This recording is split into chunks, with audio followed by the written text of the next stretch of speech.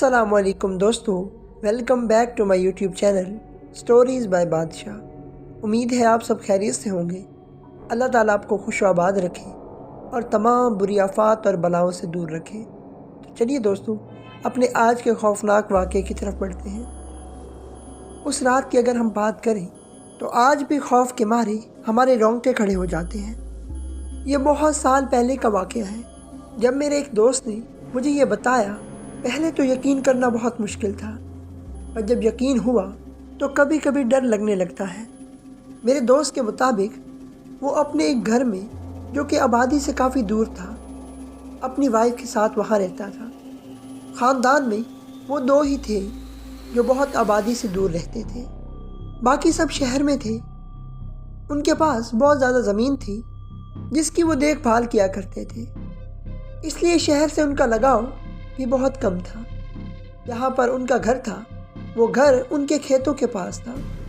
تازہ ہوا محسوس کرنے کے لیے اپنے لیے ایک الگ گھر بنوایا تھا، وہ بھی اپنے کھیتوں کے پاس، جس سے وہ اپنی زندگی کو اور بہتر طریقے سے جی سکے۔ شہر کی لائف انہیں پسند نہیں آتی تھی، اس لیے وہ شہر سے دور رہتے تھے۔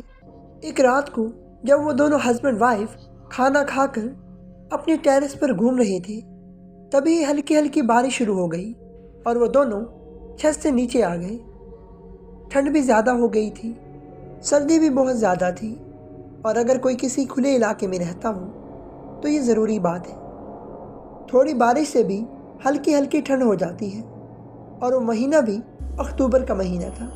ہسبینڈ نے اپنی وائف سے کہا کہ اگر چائے بن جائے تو کیا ہی مزے کی بات ہے۔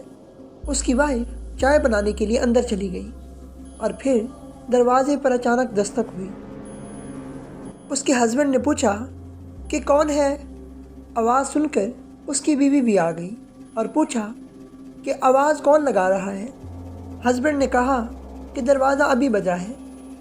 اس کی وائف نے کہا کہ شاید ہوا کی وجہ سے ہلا ہو اور تمہیں لگا ہو کہ کوئی ہے۔ کچھ دیر تک کوئی آواز نہیں آئی۔ ہسبینڈ نے کہا کہ شاید تم صحیح کہہ رہی ہو سکتا ہے کہ دروازہ ہوا سے ہل گیا ہو۔ دونوں چائے پینے لگے، پھر سے دروازے پر دستک ہوئی۔ اب اس عورت کے ہسبینڈ نے کہا کہ دیکھو، اب کوئی ہوا نہیں ہے، اب بتاؤ۔ اب اس کی وائف بھی سوچنے لگتی ہے کہ کوئی ہے۔ دوبارہ اس کے ہسبینڈ نے آواز لگائی کہ کون ہے؟ اب کی بار بھی کوئی نہیں بولا۔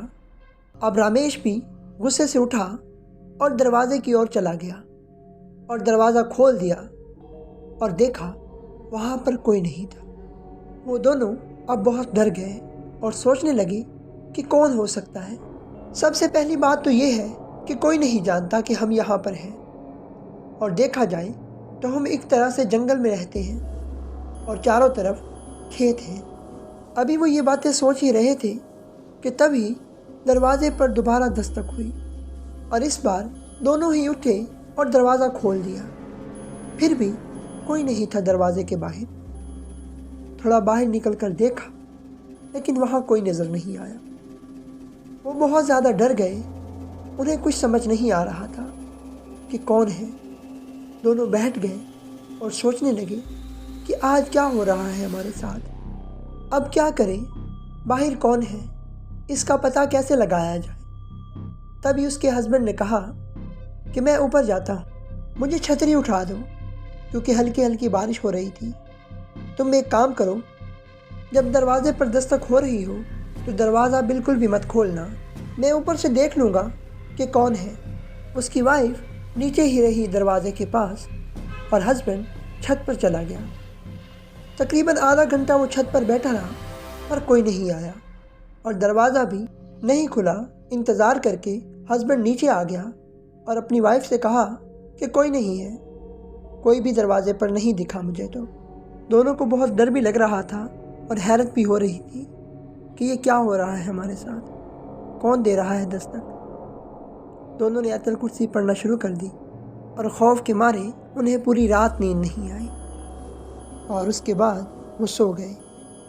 دوستو، امید ہے آپ کو آج کا یہ خوفناک واقعہ اچھا لگا ہوگا۔ اس طرح کے مزید سچے اور خوفناک واقعات سننے کے لیے ہمارے چینل کو سبسکرائب کریں اور بیل کے آئیکن کو دبا دیں۔ تاکہ ہر آنے والی ویڈیو سب سے پہلے آپ کو ملے۔ تو دوستو ملتے ہیں ایک نئے ویڈیو کے ساتھ، تب تک کے لیے اللہ حافظ۔